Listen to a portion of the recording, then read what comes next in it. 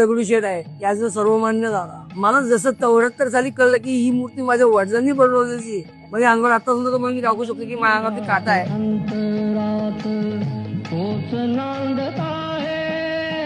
आमच्या वडिलांनी सांगितलं होतं किंवा ज्या ग्रहण योगावरती तिरुपती बालाजीची मूर्ती घडली गेली तो मुहूर्त आता सध्या आलेला आहे. आणि जर तुम्हाला होम हवन वगैरे विधी करून जर तुम्हाला केली तर तुम्हाला अजून थोडेफार खर्च येईल, पण ती मूर्ती जगात प्रसिद्ध होईल. नमस्कार. दगडूशेठ मूर्ती आणि इतर 13 गणपतीचे जे मूर्तिकार आहेत ते माझे वडील नागलिंग शंकरप्पा आचार्य शिल्पी पंडित दगडूशेठ हलवाई माधवनाथ महाराज दत्तावतारी.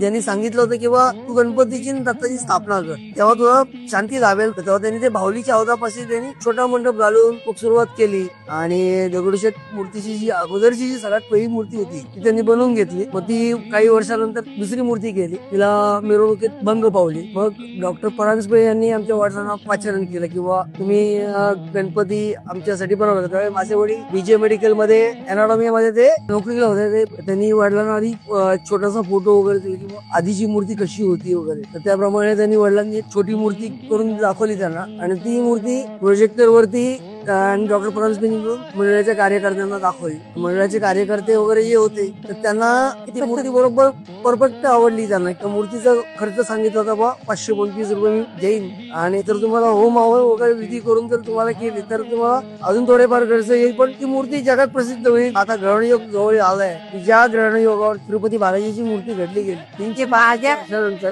तो योग येत असतो आणि त्या योगावर हे सगळं आधी हे पूजा विधी वगैरे होऊन मग तो त्या मुहूर्तावर ते स्थापना करायचं असतं. तर ते सगळं बाबांनी म्हणजे आमच्या सासऱ्यांनी त्या काळी करून घेतलं आणि तो विधी पूर्ण केला. आणि ती यंत्र गणपती बनवून त्याच्यामुळे पोटामध्ये ती स्थापन केली आणि त्यानंतर त्याची प्राणप्रतिष्ठा केली.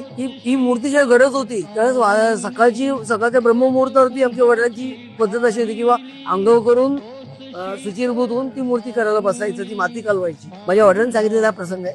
5 वाजले होते काहीतरी आणि त्यांनी सहज रेडिओवर आपोआप त्याच्यावरती अथर्व शीर्ष चालू झाले. आकाशवाणी चालू होते. सकाळी 6 वाजता वडील आमचे त्यावेळेस भैरोबा नांदेड राहिला होते. अथर्व शीर्ष ऑटोमॅटिक लागल्यानंतर वडिलांनाही वेळा अंगावरती काटा आला किंवा आपण हे चालू करतोय म्हणजे याच्यामध्ये काहीतरी देवी शक्ती आहे. मी त्यांचा आभार मानतो की ती मंडळाच्या लोकांनी वडिलांची मूर्ती त्यांनी जपून ठेवली आणि प्रत्येक मूर्तीमध्ये आमच्या वडिलांनी पोटात यंत्र बसवल्याशिवाय ती कुठली मूर्ती केलीच नाही. आणि प्रत्येक मूर्त आणि प्रत्येक हा विशिष्ट मुहूर्तावरतीच त्या मूर्ती घडवल्या गेल्या. त्यामुळे प्रत्येक मूर्ती ही देवाच्या देवत्वामुळे ती प्रत्येक भक्ताला पावते.